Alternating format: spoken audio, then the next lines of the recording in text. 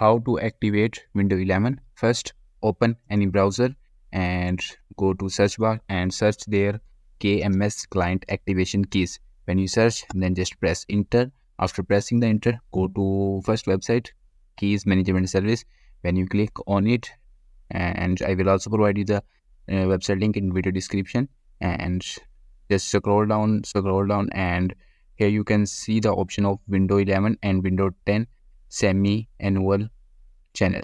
And when you see that option, just scroll down, and from here you can MS client product key, and you have to copy according to your window. And if you want to check which window is on PC or laptop, then watch that video. And my window is Windows 11 Pro, and then I will copy that KMS client product key.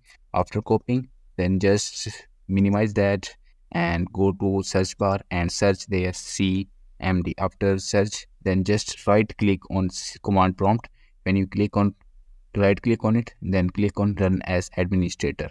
After that, this type of will show in your screen, and you have to type there right SLMGR